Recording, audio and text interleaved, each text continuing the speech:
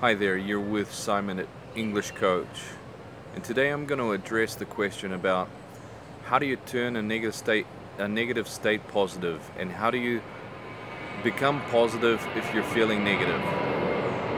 This is the question of the day, and this is what I'm going to talk a little bit about with you.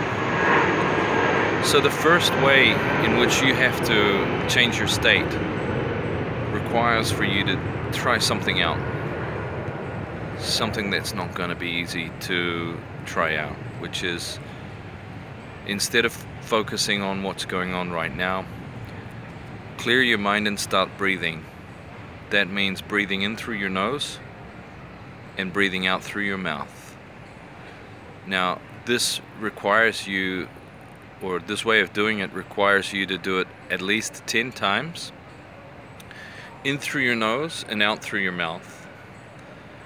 And then being able to focus on exactly what you want for the day, not on what's happened, not on the consequences of what happened, but on what you want for the day and how you want your day to develop from where it is now.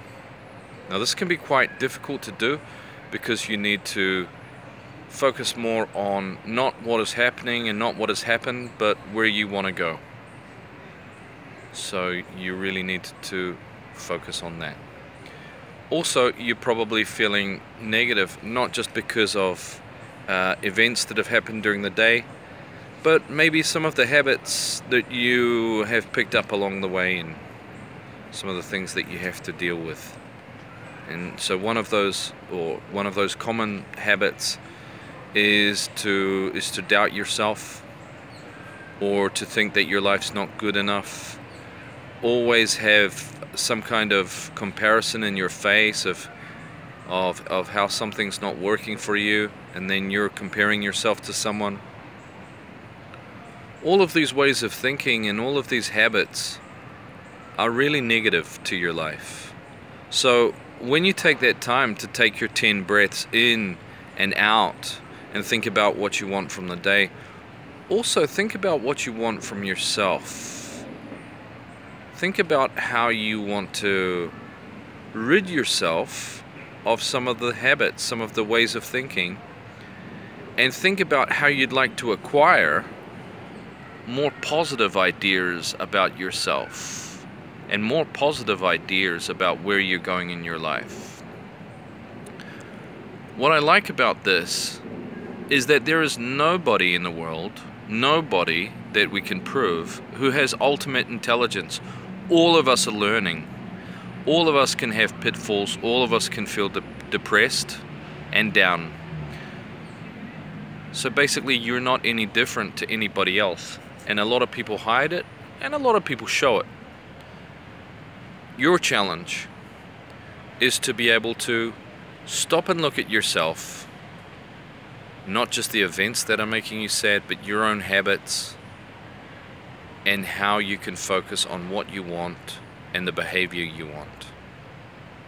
First of all, starting with breathing in through your nose and out through your mouth, looking at your day, looking at your habits, and then look at some of the things you have that other people in your life don't have. Even if that means saying hardship, even if that means saying, my life is more difficult than these people's lives. That too can be an honest benefit. Usually when our lives are harder at the moment, they get easier, and vice versa. So when your life is easy, it's bound to get difficult. When your life is hard, it's bound to get easy. Generally, this is the pattern. 90% of the time it's like this. And as you go through, so long as you're analyzing your behavior, your habits, and your ways of thinking, positivity is easier to access by thinking like this. So take some positive thoughts, maybe positive thoughts about where you want to go, positive thoughts about what kind of behavior you want to have, and positive thoughts about material things that you'd like to have, positive thoughts about skills you'd like to have. And bring those into your mind as you breathe in and out again. positivity is not something easy to hold on to. So you need to repeat this process again and again and again, going through those 3 steps that I told you. And positivity is only going to stay with you when you can be kind to yourself. When I'm saying be kind to yourself, I don't mean give yourself more benefits, give yourself more delicious food, or drink more, or smoke more, or take more drugs or something like that. That's not being kind to yourself. In fact, that's ruining yourself. That's like spoiling yourself. When I say be kind to yourself, be patient with yourself as you develop these new habits, as you develop these new skills in your mind. And do not give up on that positivity that you need every day to be productive in what you're doing, and just to give you the feeling that your life means something. Depression and negativity can make us forget really quickly all of those great things that we represent in ourselves. And so that's why it's so important to be able to switch from being negative to being positive. Again, I'm going to repeat those 3 things that you need to do.